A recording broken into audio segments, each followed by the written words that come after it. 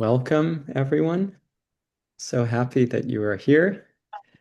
We have a very special program today on the anniversary of our weekly gathering, Remembering Who We Are, which began in 2020.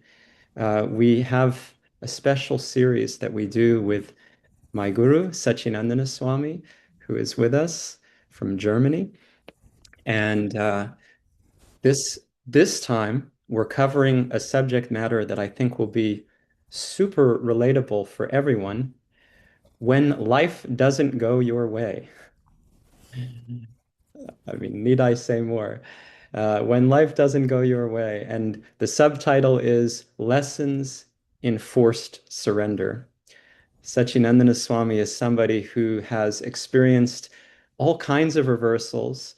You have heard about some of them here over the years, including being on the brink of death many times. And here is our opportunity to gain the wisdom that he has gained through these different reversals. And he will be telling stories that will transport us into his experience and help us to gain his takeaways that are very covetous. He has been a monk for well over 50 years and a spiritual practitioner that has so much to offer, which is why it's an incredible opportunity to learn from him. And we also we're here at Remembering Who We Are always for the purpose of remembering that we are not the body, we are not our mind, we are not our ego or the identity of who we think we should be related to the mind and body. We are something else. We are the self, which is made of spirit, the soul. So everything is oriented towards really coming down to that understanding and living in that way. We have a certain culture that we ask in order to make the best of this. And the culture stands on three pillars. Your full-hearted participation. So please be here without any distraction, any diversion. Keep your video on as far as possible. That will go a long way. We would love to be together as a community and be seen, and it will help you to be more present as well. Um, so full-hearted participation, respect. We are respectful of each other, of our dear guest, and of the teachings that will come our way. The more respectful we are, the more we will be able to receive and internalize, without a doubt. And lastly, determination. Determination that we don't want to just have a nice experience.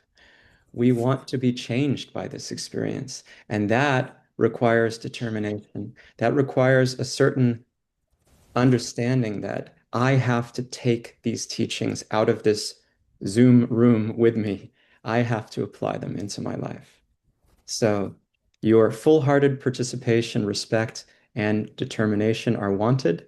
I hope that is good with everyone. And the format will be, we have officially an hour with Sacinandana Swami. So he will speak and then leave a little bit of time for questions before closing as far as possible. And if you're able to, please stay with us for an extra half an hour after the hour. That will be wonderful for everyone who can stay.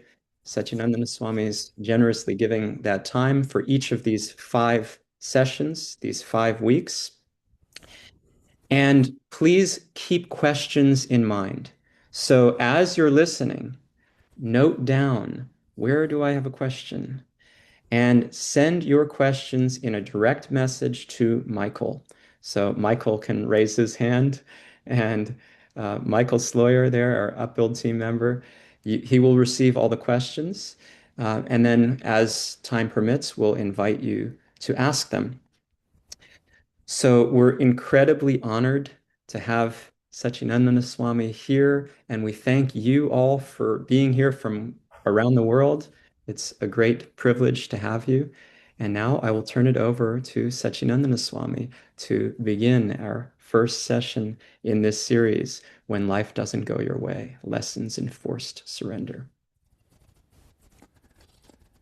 Thank you so much for your wonderful introduction, and I thank all of you for attending this amazing Zoom call. I have seen a few known faces, amongst them Priya from the Metropolitan Museum, at least the time I knew her.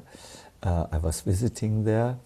I have seen also Dayal, and of course the Upbuild steering team, and I'm very delighted to offer these 5 lessons on this quite important subject, because sometimes what we consider our greatest obstacle does turn into our greatest opportunity. In other words, when things don't go our way in life, it might well be that this is an opportunity craved for, prayed for, thought after in many, many, many lonely hours of prayers.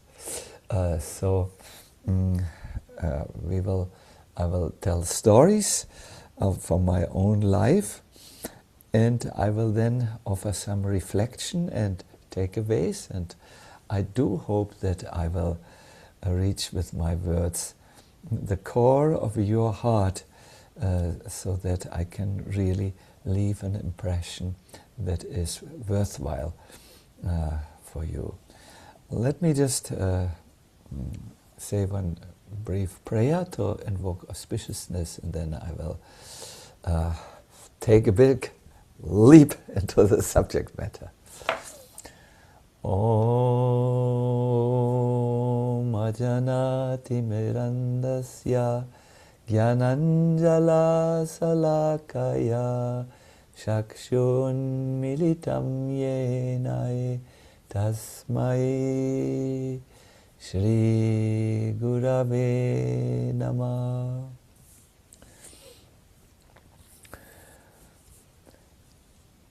I had prepared this journey for perhaps 15 to 20 years in my life. It was a journey to the 4 main sacred places in the higher Himalayas.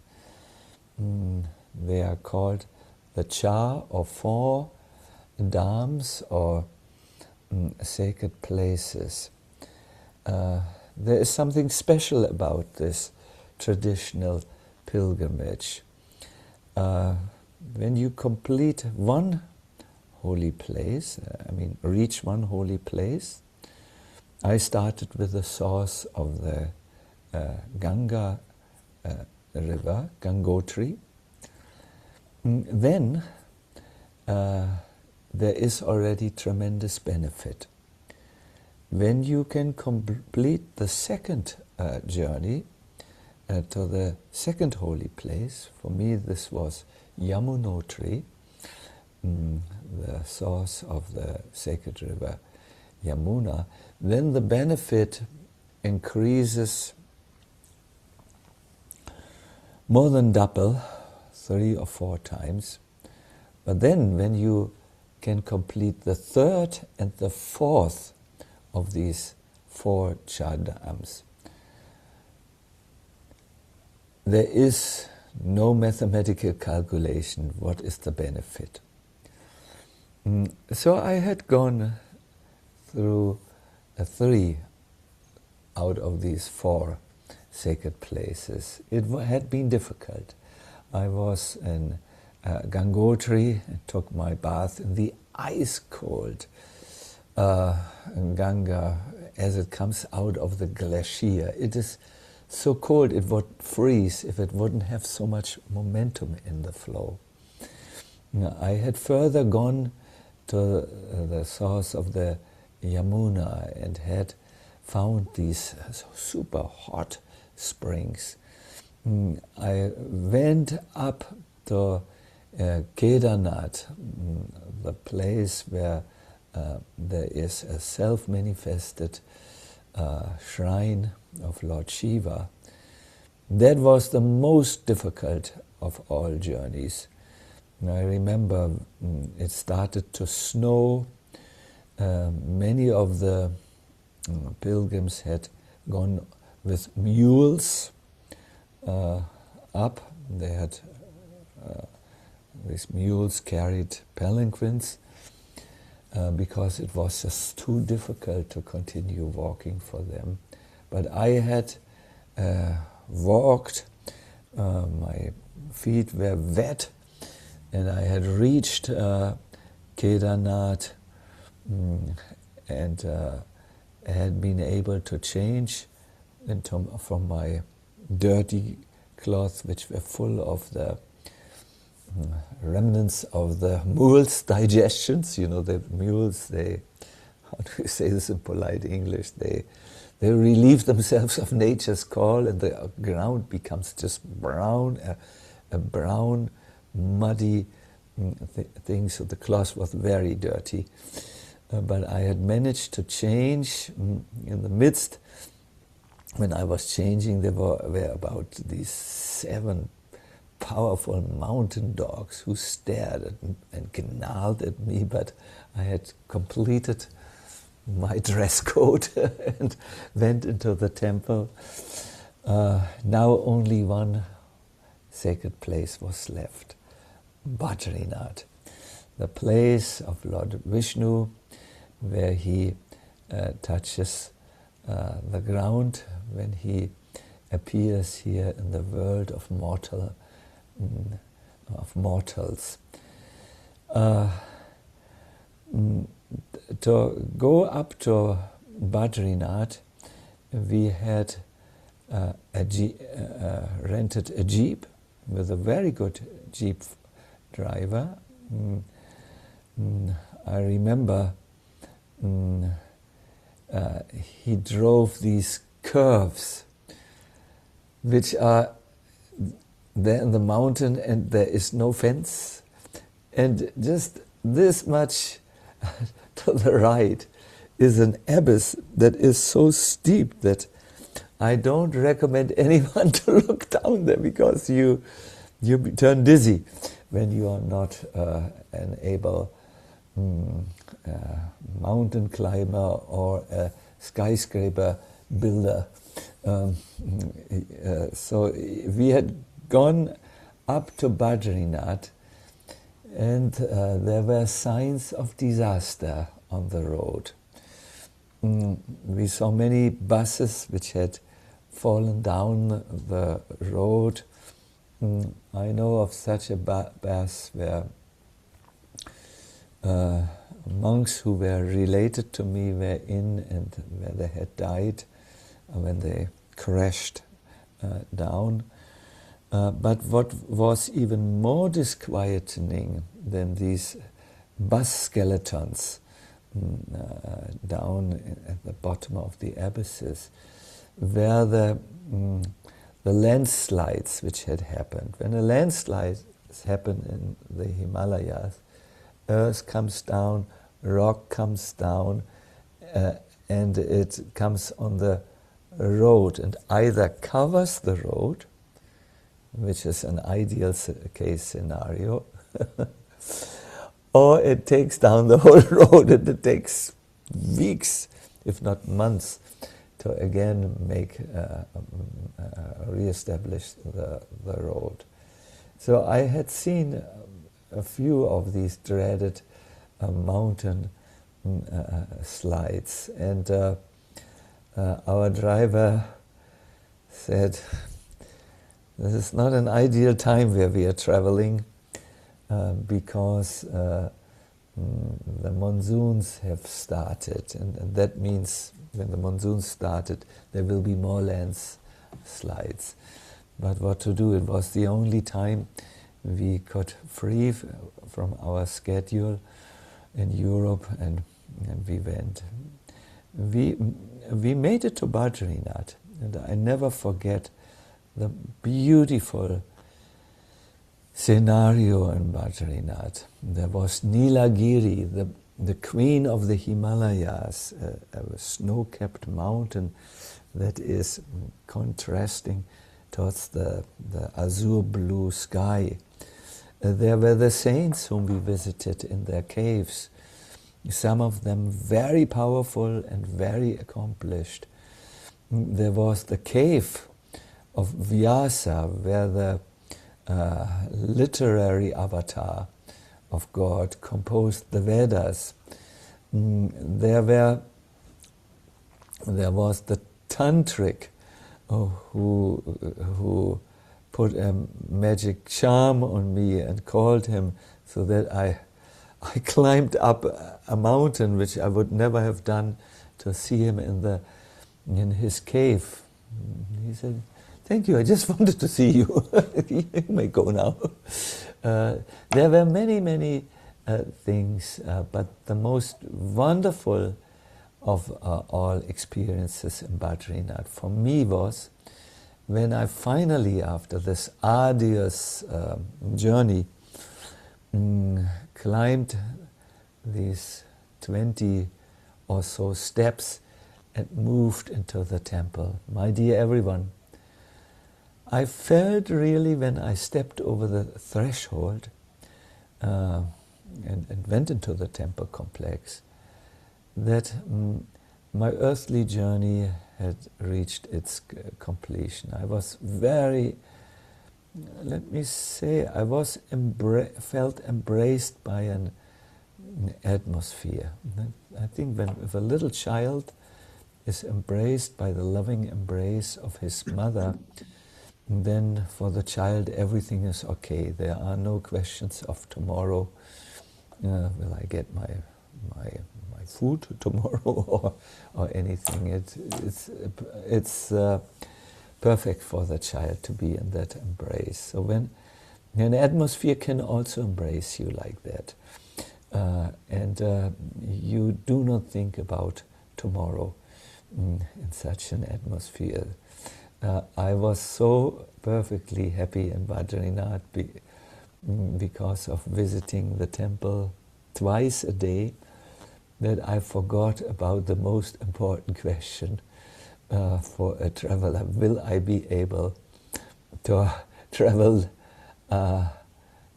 down the mountain? Up the mountain was already, there were some premonitions, I think you say in English, some hints that we have entered into landslide era. When we stayed there for a week, and we could see, when we looked down the mountains, we saw the heavy clouds underneath, and we know, the monsoon clouds have arrived. We were not affected because we were above the clouds.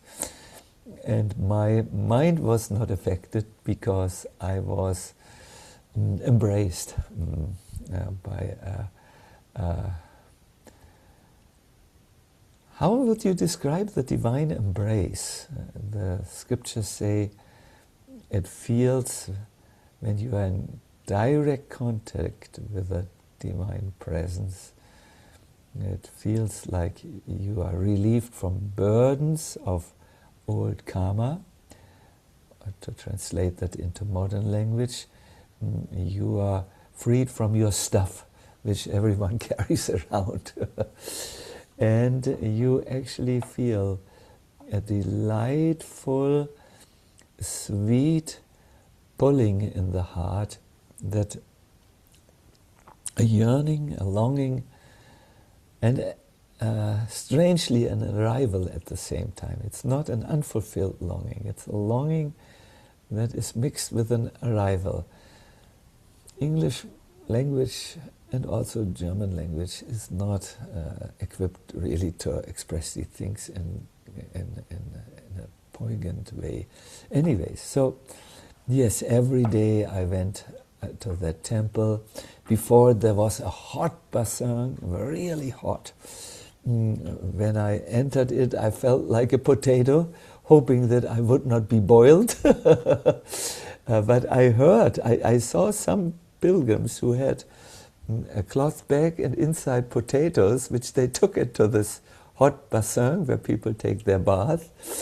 And I think they leave it a little longer than they stay inside, and it becomes soft.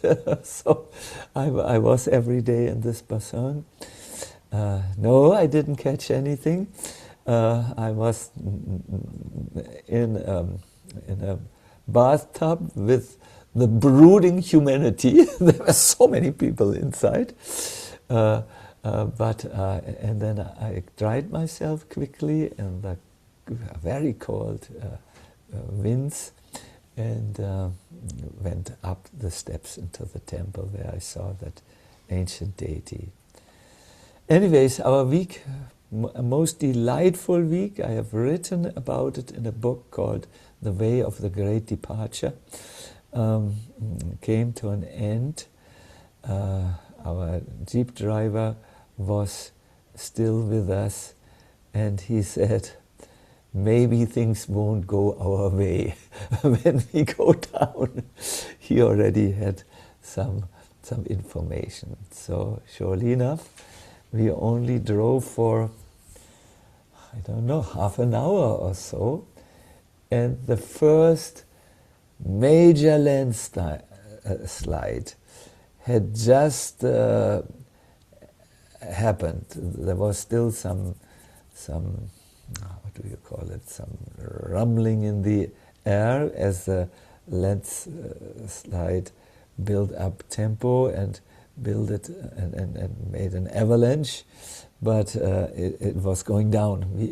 Our road was blocked. So we asked the workers who arrived almost instantaneously, because they knew it was in the air, it was coming. How long will it take until the landslide is removed? And they said 10 minutes. You know, in India, 10 minutes could be 10 years. And so we knew, okay, let's return and sleep in Badrinath and come back next morning. We came back next morning to that same spot. They were still working at it. It was taking them 3 days, but then the road was open and we went down. Only an hour later, we heard a terrible rumbling. Our driver put the gears back and pulled the car back, and I saw a beautiful, dangerous, fully equipped avalanche just going just before our car, and when it stopped, the road was covered with rocks, with the trunks of trees which were uprooted, and so on. Our driver said, this will take weeks before, or a week before it's done. So what we can do, he said, I know that you need to be back in Delhi to give your seminars. You don't have unlimited time. So why don't you cross the avalanche or the landslide by walking? Carry all your luggage. We can get some coolies or shepherds who help you carry your stuff, and then you go over it, and I can try to phone if I get a connection, so that a jeep comes from the other side to pick you up. He was a good man, an honest man. We paid him his fees, and we walked with the help of some mountain people who acted, who were ready to carry against a small few people's luggages. That's how they make money. My dear everyone, I still remember something which is important for our lesson here. As I walked, I saw a coolie who had a big basket on the back where there was an old man sitting inside. He carried an old man over the landslide. So I walked behind him and I looked at the old man who really was in discomfort for being carried. And I looked away at other things, and when I looked back, I saw the old man was no longer. He had died on the back of the coolie. So I quickly ran, tapped the coolie on the back and said, Mridyu, death. He put his basket down, looked at the old man, and he made that gesture, which is so, you can only have such a gesture in the Indian context. He has gone to the eternal world. From his gesture, I understood that happened frequently. And yes, I knew Badrinath as a sacred place is considered the dream of the pilgrim. Anyone who goes there and returns, well, sometimes not returns, has made it in life because of the spiritual benefit. That's the idea. But we didn't need to go down because of our seminar which we were giving. Many people were already registered and more were registering. So I continued. I went down. There was the jeep, but we had only driven for half an hour when another landslide stopped us. We tried to go around through the tough mountain roads, you know, and because the idea is you just need to go down somehow, and you will find your way to Delhi and so on. But whatever we did, it seemed there were landslides stopping us. We finally gave up and understood things are not going to go our way. We chose a risky time, close and into the monsoon rains. This only God knows when we will get out of the Himalayas. It took some time to settle into being comfortable with surrendering that we wouldn't be able to go and give our seminars, or we wouldn't be able to do our plans. We would perhaps stay a month or two in the Himalayan mountains. And what it took to become comfortable were two very important understandings. One is to become free from, I gave it a name, from the destination illness.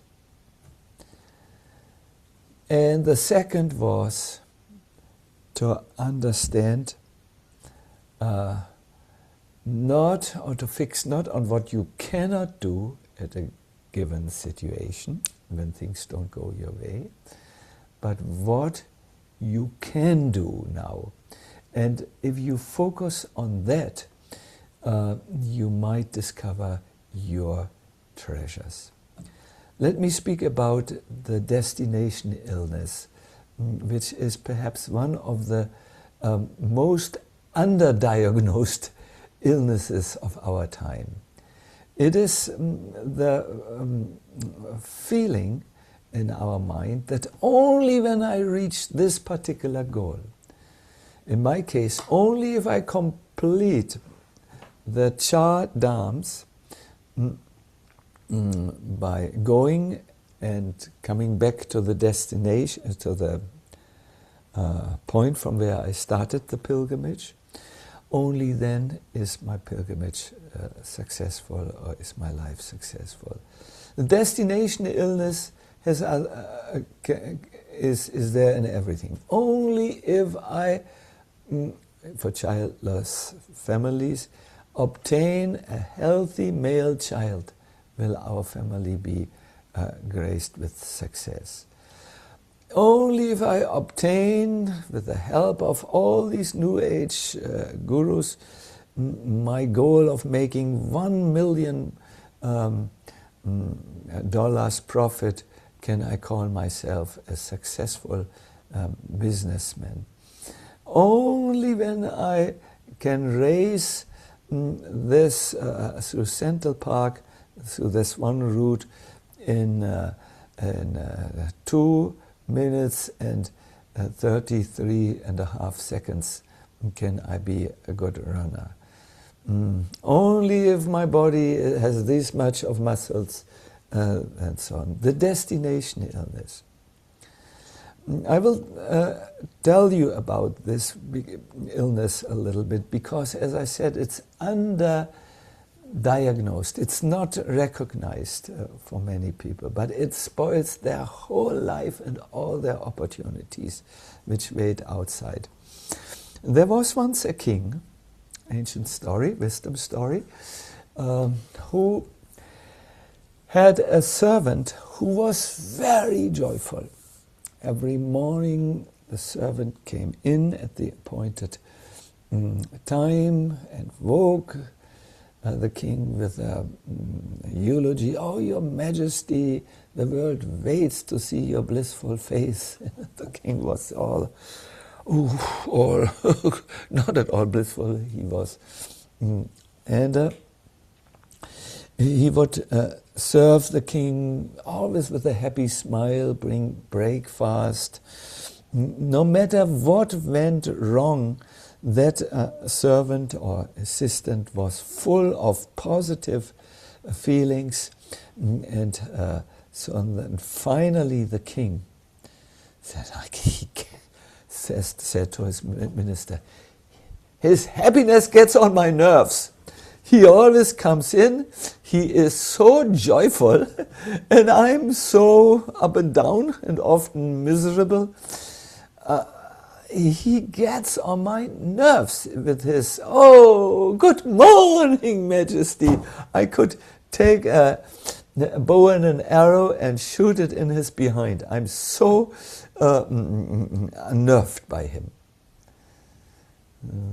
After about 10 times of complaining like this, the minister asked, "Would you like me to do something against this and make him miserable?"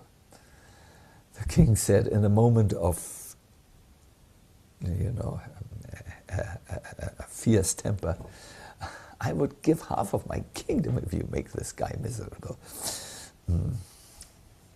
Okay, said the minister, "I need from you 10 gold coins." "What? Am I getting them back?" said the king. "No, but you will have your peace of mind." So he said, "You come with me." And he brought the king to a bush. It was evening, and from the bush they looked into the well-lit window of the servant. There he was. He had friends with him. His children were crawling over his laps. He was in best mood, laughing with his wife and the friends and so on. And the minister said, "Do you really want to see him miserable?" He turned around to the king who was next to him. "Do you really want to see him miserable?" "Yes." I'm the king. I should be joyful. Why is he always so happy? He doesn't have anything. "Okay," said the minister. And he took the little bag with the gold coins. He removed one gold coin and gave it back to the king, and put the bag, or was hanging the bag on the door handle. Then he knocked very strongly, bang, bang, bang, bang, bang, bang, on the door and ran back to the bush. "See what's happening now," said the minister to the king. So the man came out, looked around, saw nothing and no one, but when he wanted to go inside, he saw something was hanging at the door handle. Before entering, he opened the bag, and the minister and the king saw he was so surprised and so happy. 9 gold coins at that time were enough to pay for all the expenses of the family for the rest of their days. He was so happy. He looked around, he kneeled down and prayed to the god Ganesh. "Oh Ganesh, you came by and you put this money on my door handle. I thank you very much." And he went in. "Watch very carefully," said the minister. He went in, but he didn't tell anyone about the gold coins. He put them somewhere, and he waited until his wife and the children went to bed, until his friends said goodbye. The light was still on. "Look what is happening now," said the minister to the king. And he took out the gold coins, he heaped them on the table, and he counted 1, 2, 3, 4, 5, 6, 7, 8, 9.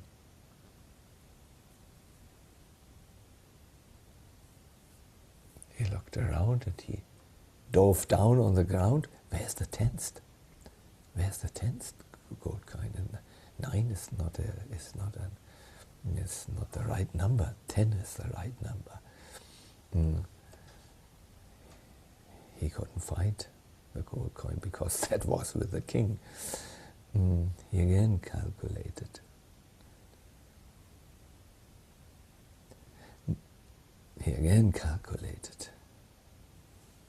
He became pensive.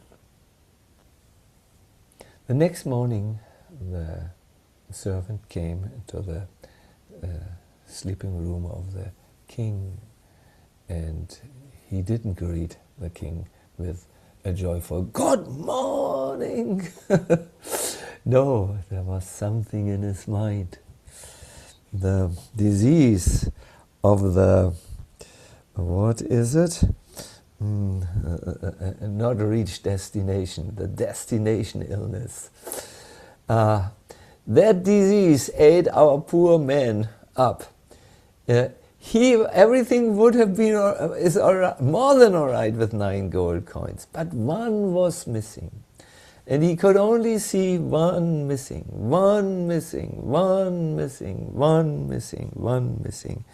And therefore he suffered, he became ill, he divorced his wife, misery entered into his household.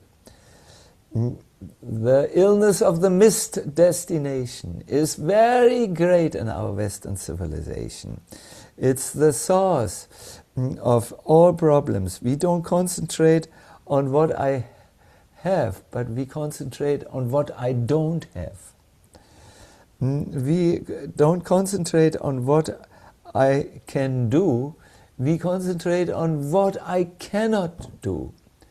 And this disease of the missed destination almost got me. I was so miserable when one attempt after the other failed, and we could not go down and reach Delhi in time.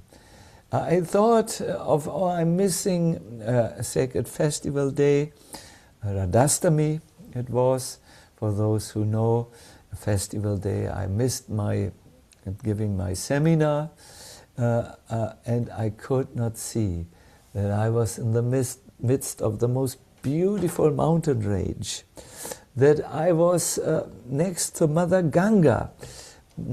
I forgot to say, we found a beautiful accommodation next to the Ganga, which was ideal. Only after some time, it was on that sacred day which I missed celebrating at the place where I wanted to celebrate it, but which I now celebrated in the mountains. Only on that day I became cured from this disease. I was celebrating Radhastami by myself. I was chanting ancient prayers, I was reading, I was singing songs, I had found my rock just in the Ganga, a little in, where the Ganga water flowed around. I spent the most wonderful time because I had freed myself from this disease, that I have to reach this certain goal in order to be satisfied. Life in this world does not go according to our plans, because if it would, we would be in control of all the atoms and the molecules and the destinies of people and so on. But we are not. We are not in control of the flow of natural event. We are not in control of other people's minds and decisions, and therefore it always will behave, the future will behave different than on our planning board. That is a fact. And those of you who are a little elderly do know this already. I will come to an end now. I've seen Michael addressing all of you with his very good Michaelness, his accurateness, that we should send questions to him. I needed to find, I needed to become free from that illness, that only if my plans are fulfilled can I be happy. This is so wrong often. Your good fortune lies often outside of your mind. Yes, your good fortune lies outside of your thoughts and concepts and plans and so on. And my good fortune was to spend a most beautiful, fruitful, spiritual time at the banks of Mother Ganga on a sacred holiday and so on. The second is, you need to, how to deal with things that don't go your way. You need to think about what you might be able to do at this stage, and not become overwhelmed by what you are not able to do. And the third thing which is required is, you need to concentrate with your spiritual essence that is anyways not affected by material gain and material loss. I now need to turn to our generous host. I have a reflection exercise, a little meditation. Now I see we have 15 more minutes. Should I do it, or should we see if there are questions which we should ask now? What is your wise decision? I think you can do the meditation. Good.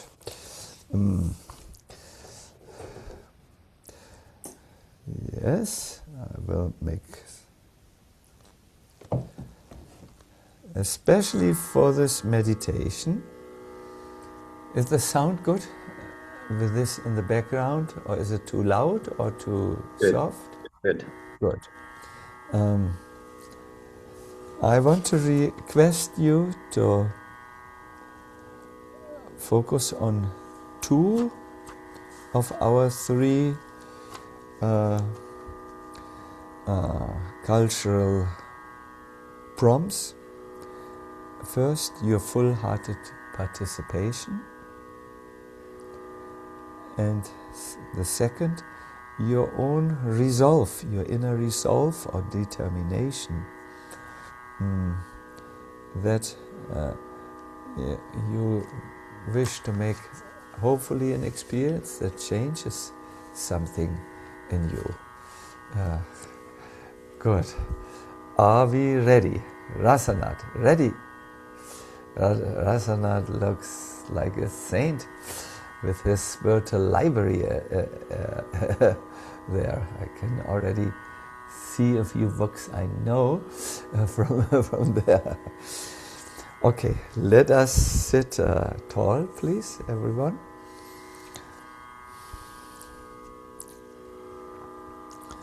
Close your eyes if you're comfortable, and release any distractions or concerns from your mind. In other words, tell yourself, I'm ready to make a spiritual experience. I do not need to do anything else. Now, direct your attention to your breathing. Feel the gentle rising and falling of your chest.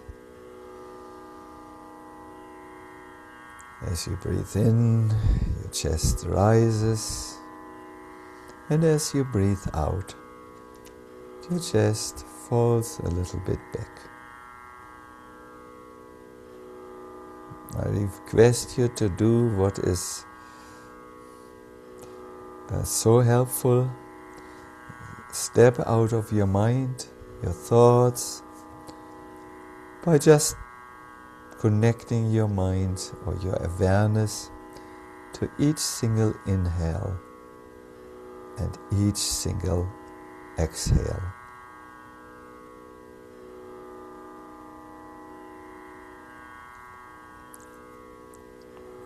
Inhale on the count of 3 and exhale on the count of 5.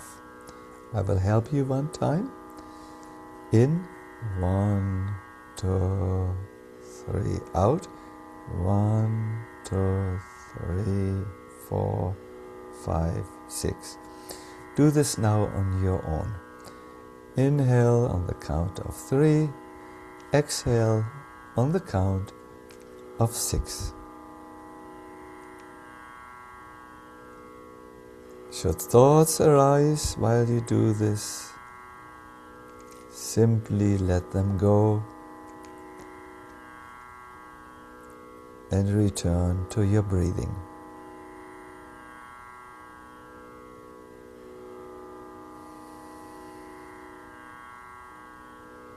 Good inhales, longer exhales.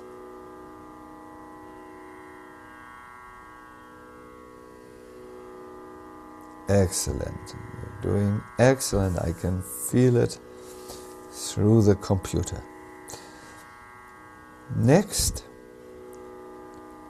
release things that are happening in your life. Your job. Let go for a moment. Your roles as father, wife, friend, for a moment let go.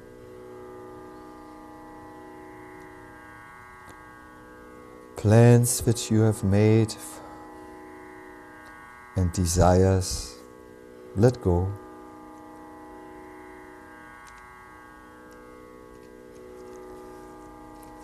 And finally, just for a moment, let go even of your body in the sense that you are identifying with it.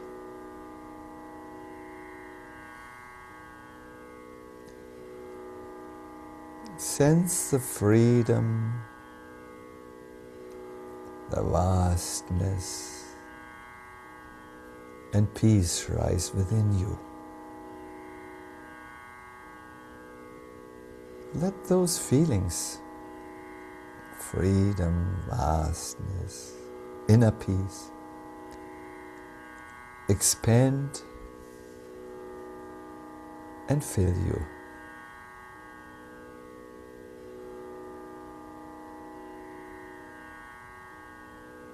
Rest in this space of open awareness. And then ask yourself gently,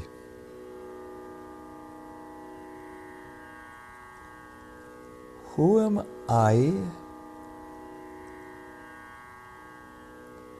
when everything that is not me is gone? Or simply, who am I in my essence?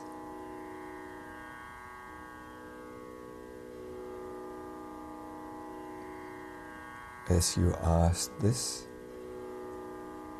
draw your awareness deeper and still deeper inward.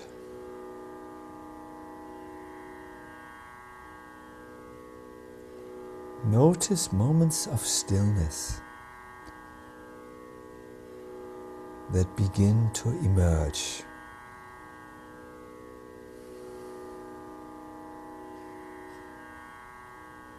And now tap into the underlying stillness, the very essence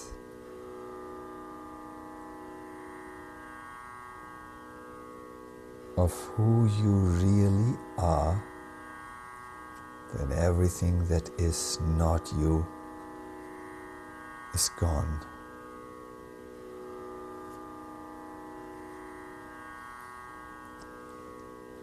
Sense the aliveness within. Perhaps draw your awareness into the heart. How does it feel to simply be alive? Sense the vitality, feelings perhaps of contentment and inner strength.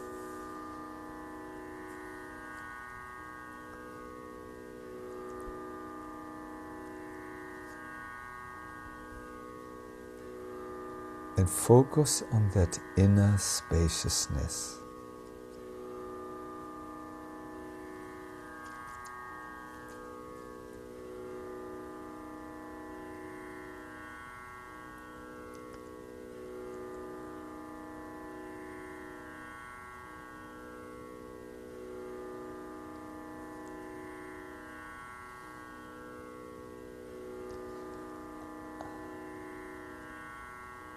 I will read to you now an ancient text from the Upanishads.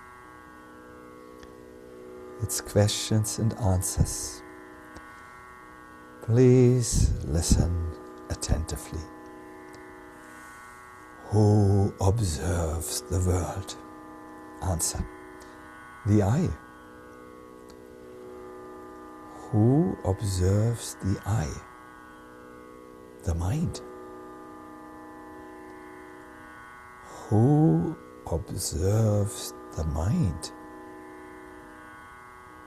Intellect. And finally, who is it that observes the intellect?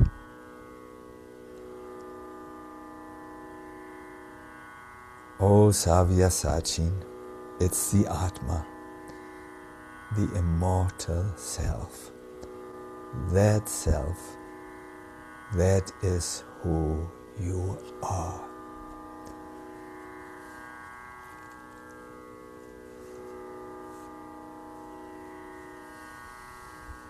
For a moment, we just stay in this space.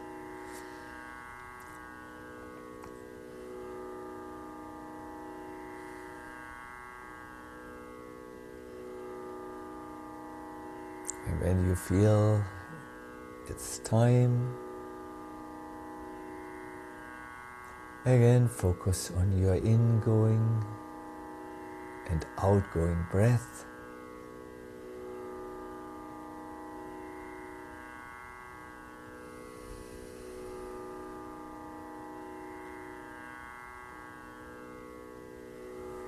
Take your hands, rub them,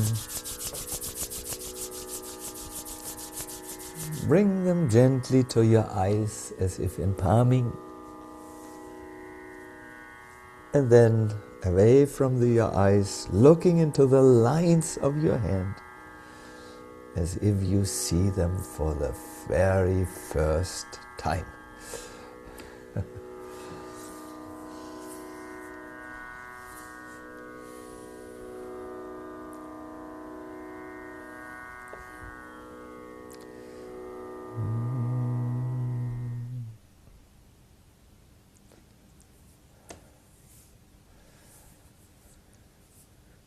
So, welcome back.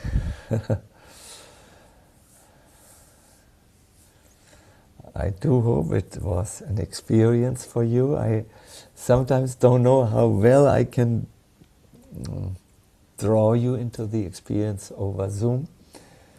But I think when we are determined and when we are fully participating, something, some little thing can come through. So, thank you very much. It is when you connect with this essence, that this eternal, immortal self that is not disturbed by the thoughts and the cravings and the destination illness and the, oh, I must get this in order to be successful in my life. When you make contact with this, you can actually unplug. You can totally unplug. That is the new word I learned on my last visit to America, unplug. I think it's a very important word for the American politicians and Senate. So, Hare Krishna. Thank you so much, Sacinandana Swami. What a gift you've given all of us.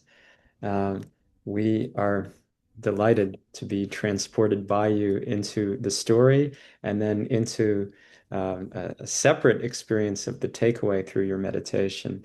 And I really appreciate some of the messages coming in to the chat. So thank you everyone for being with us. And if you have to leave now, of course, we understand.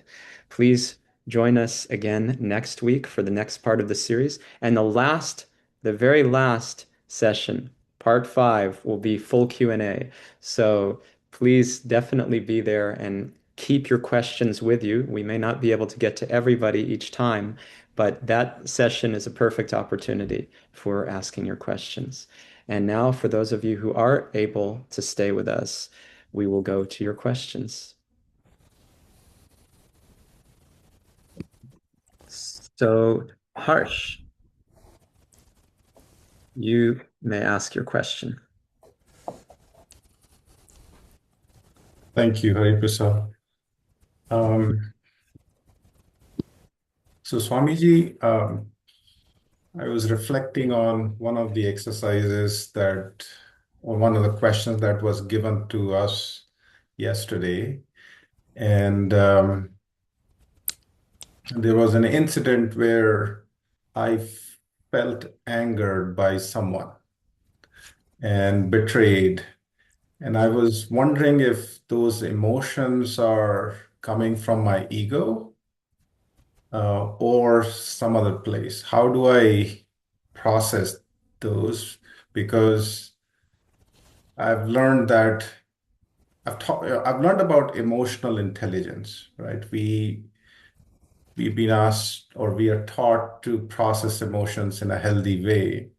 And I'm wondering, how does that play a role in our spiritual journey and a spiritual growth? What role emotions play and how do we deal with them? Thank you very much, Harsh. That was a very important question. There is something like righteous anger, which is free from ego. It's when we see that people hurt others, but many times ego is there in this anger. That's when we feel hurt by others. No? We don't think of others, we think of ourselves and our reaction. And that happens more often than not. So let me address this type of anger.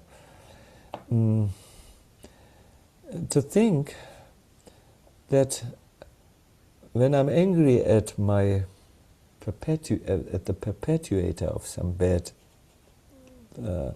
activity, it will burn him, or will mete out justice. It doesn't work like this. When you take a cup of poison and you drink it, it will be you who suffers, not the other. So if you have an anger based on your feeling hurt, then it's you who suffers, really, not the other person. What I would recommend to you, Harsh, is the emotional traffic light. A traffic light has stop, wait, and go. And I think it's in America also like in Europe. Red is for stop, yellow is for wait, and green is for go. So when you feeling like anger or lust or envy towards another person, first switch on red in your emotional traffic light. Careful, this is a strong emotion. It could be my undoing. Then switch on yellow. Wait. This waiting period is not an entirely passive time. It is a time where you think, what could be the appropriate response to this emotion? Should I not at all act on it and ignore it? Should I maybe speak about it with someone? What is the appropriate way to respond? And once you have decided on the most advantageous way how to respond, then only go to green, that is go.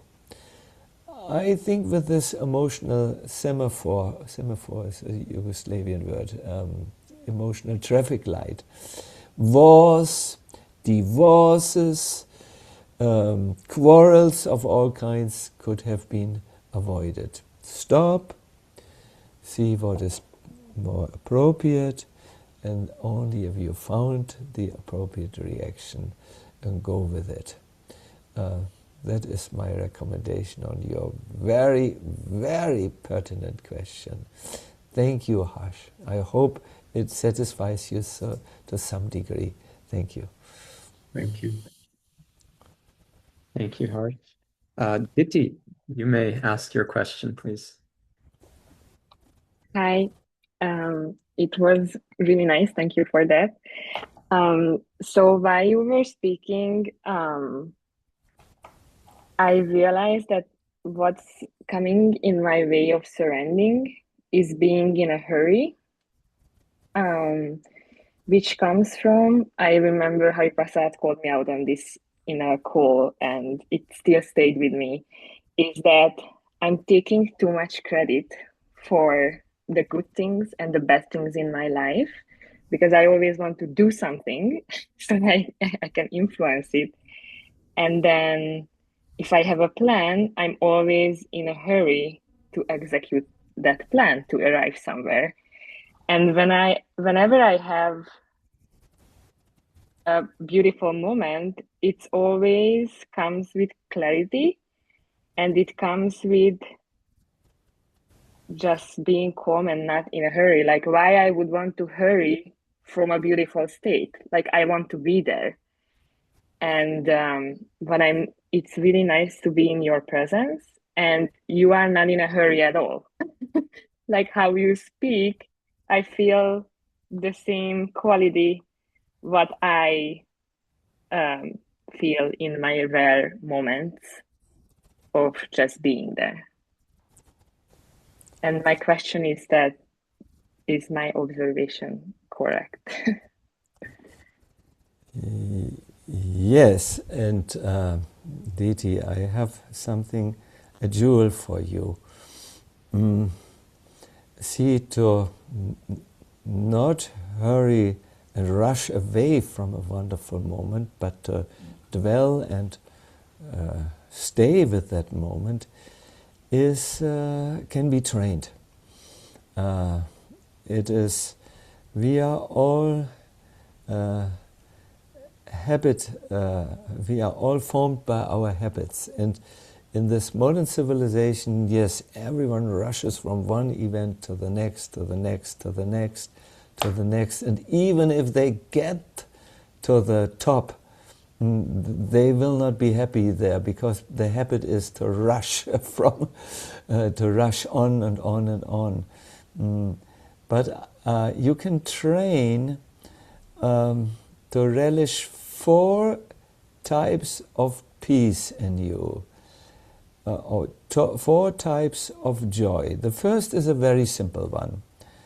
Let us say you have a beautiful moment with your friends and you eat a fresh apple or anything, and while this moment goes on, or these moments go on, just tell your mind, let me relish this time of being together, and make a conscious stop in your life where you really relish that little peace, that little joy in your life. Then let's go to the next thing.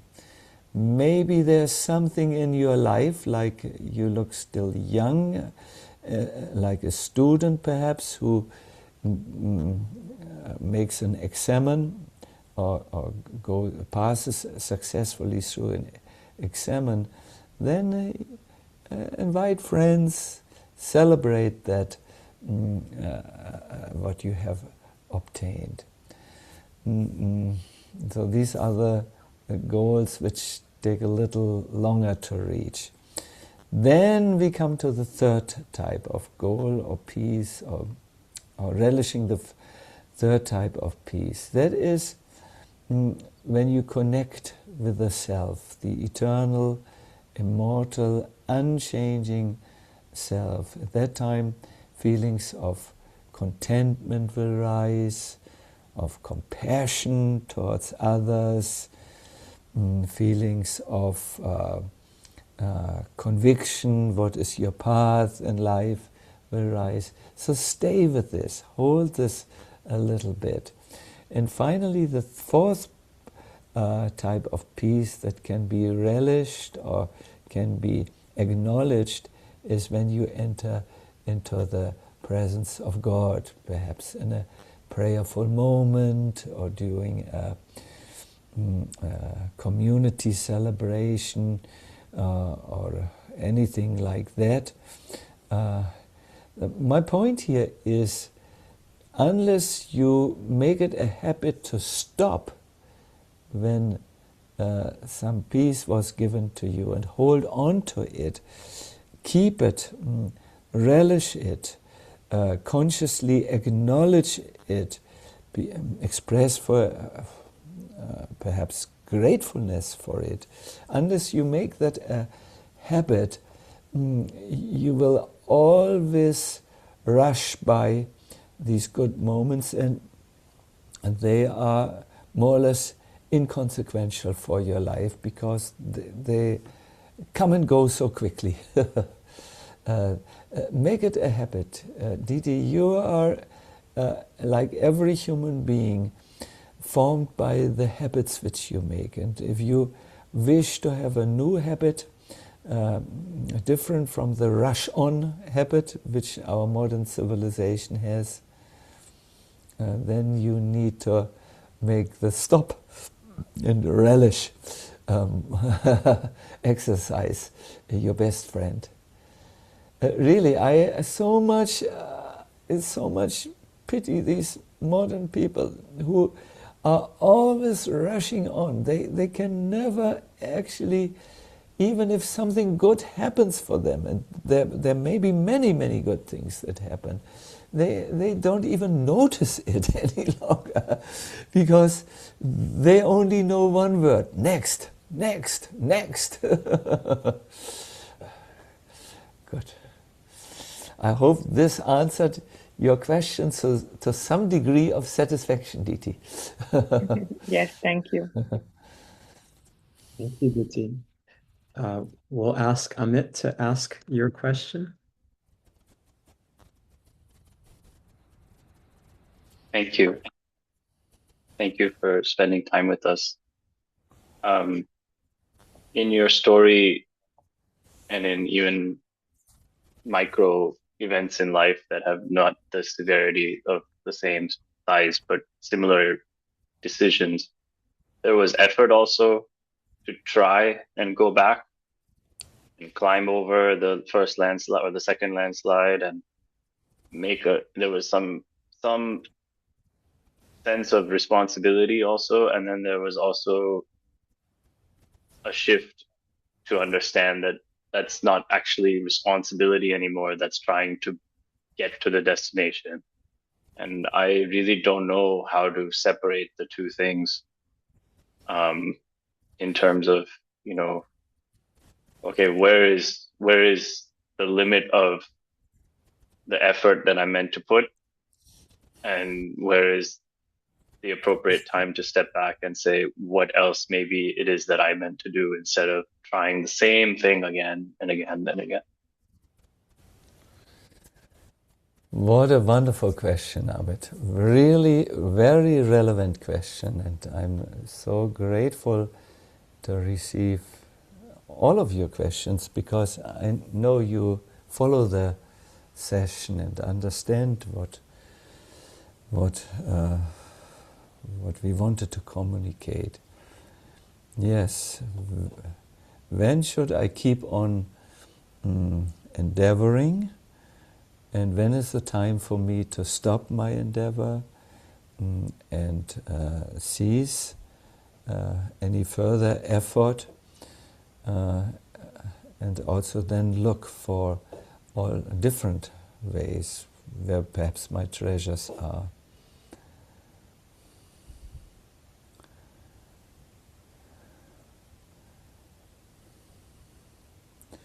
Amit, I wish to give a very practical answer, which is free from the burden of a lot of philosophy. There is a lot of philosophy around this question because it is an important question.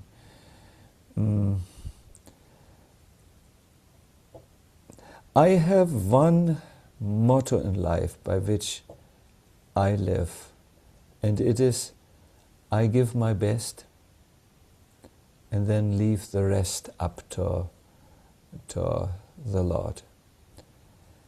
So I try to do in every undertaking my best. What does this mean? I use my intelligence to find out. I make a physical effort.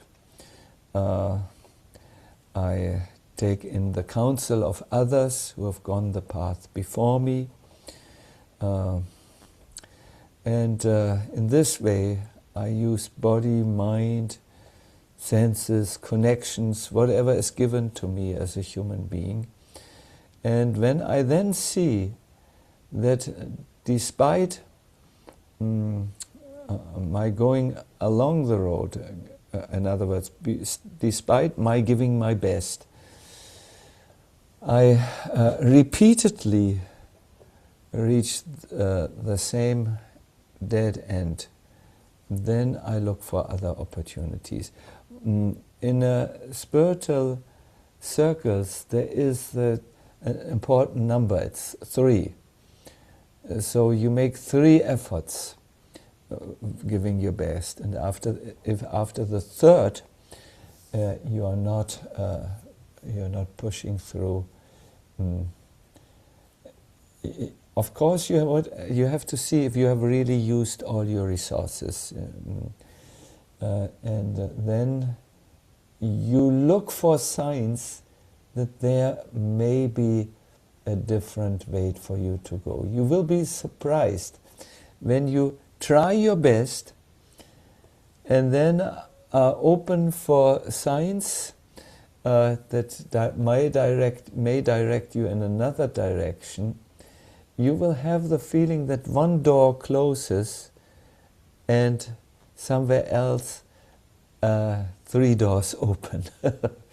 Then you know, woo, now it's time to let the closed door be closed and go through the open doors.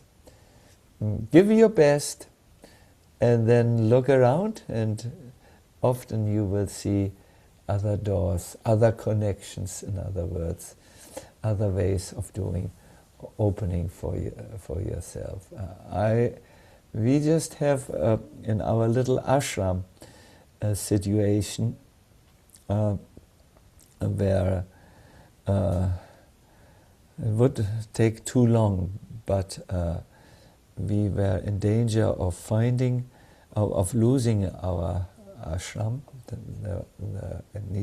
It was going to be sold, and I tried everything. I went to the owners and told them of our situation, and so on. But then I could see, no, this is not the road to go by, and I closed the door. I did not negotiate any longer. And then all of a sudden, from an unexpected direction, help came and the ashram was secured. So if I would have tried my own way, the other door would never have opened.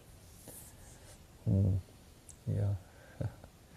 So try your best, Amit, and then be detached. You can't do any more anyways than giving your best. You don't have anything more to give after you have given your best. Then it's, if you're not successful, it's not meant to come. And who says that your idea of and your design for a perfect life or good life or whatever is the right one? It is not so. Sometimes we see young men make endeavors to win the heart of a young lady. Not you, but this we see in life, and they're so determined, and they harvest whole rose fields in order to put them on the street so that the beloved young lady can walk over roses and so on. But the young lady always says, I don't like roses. Gives signs of rejection. Then let the young man understand this is not the perfect partner for me, and let him open his heart for other possibilities. I'm giving some modern example. Good.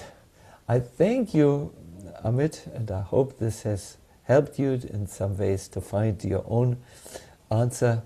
Thank you very much. Thank you, Amit. Rasanath has a related question. Please, Rasanath. Thank you, very much. Sometimes I find that I don't know what the difference between determination and destination illness is. Am I too attached to where I want to go? And at the same time, I fear that I may not be sincerely striving to get to what I need to do. So how do you discern between sincerity and being overly attached?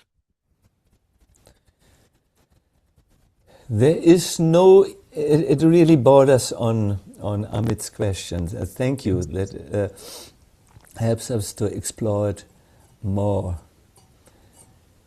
It is not always so easy, because we do know that great things often were bought with the price of, please help me if the word is not right, tenacity. Tenacity. Tenacity, thank you, tenacity. Everyone understands this word. It is, really, really being very, very committed to trying and not accept no or failure as something that would discourage me from my path. We all know there are in the history many, many examples. What comes to mind immediately to me is Prabhupada's, this is my own spiritual teacher whom Rasanath is very familiar with, efforts to land this ancient philosophy and lifestyle in America. It was for the first year there was very, very small response, and it was very difficult. And if he would have gone back and taken a ship back to India, there would be no Rasanath today. So yes, there is this. Please help us again with the word Tenacity. Tenacity. I will look that up, because I know how it sounds, the word, but not how to write it or speak it properly. So, Rasanath, my only answer is it has to become crystal clear to you, and that happens over time. There are 4 ways in which every human being learns. 1/4 of his learning is built by what he hears from a teacher, a guru, any type of teacher. The second 25% comes from discussions with other students about the subject matter. So discussions is very important. We are now with 50% of one's learning. An additional 25% of learning comes through self-study, where you study books, articles, lectures, podcasts on the subject matter. But the last and still missing 25% of what we learn comes over time. The time which it takes to mature. And some answers, like the ones which you were thinking about most properly, they do take the maturity that comes only through time. If you have a mango, a green mango, that becomes fully mature only over time. It won't become quicker mature if you pour more water on the roots. Yes, to pour a decent amount of water on the roots is important, but I'm speaking now after you have done it. It will not grow further. It needs to sit there on the tree. It needs to absorb over an amount of time the sun rays and do everything which a mango needs to do in order to mature and become a fully ripened mango.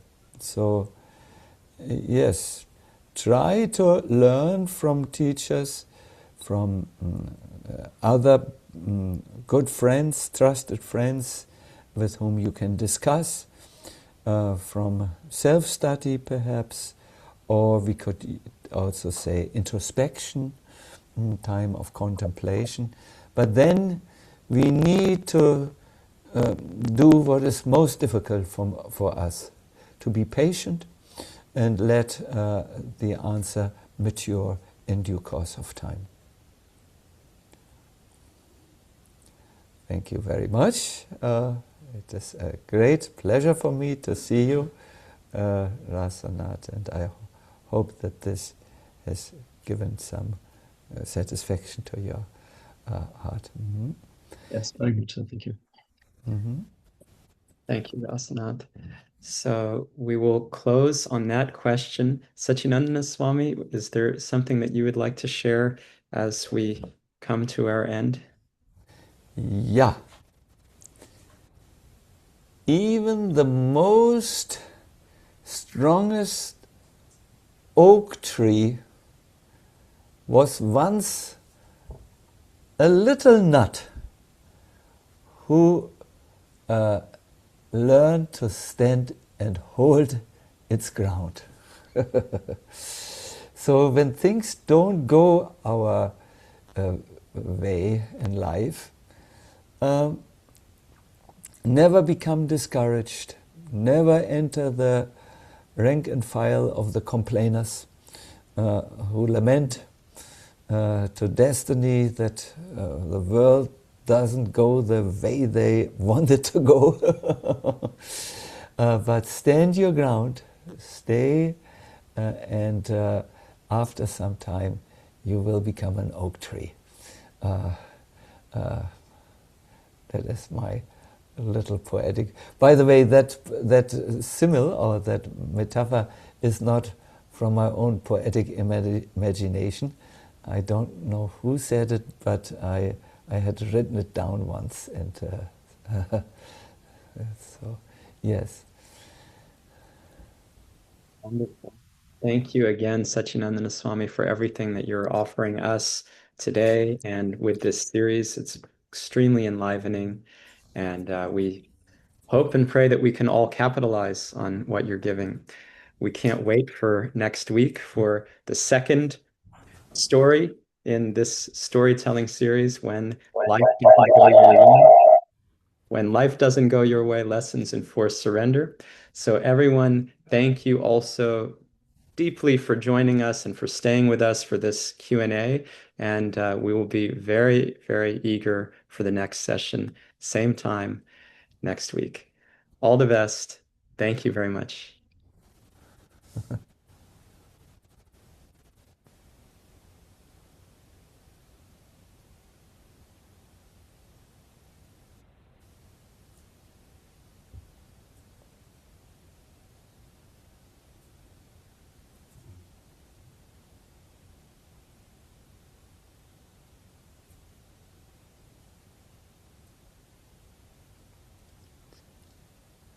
Krishna Murari.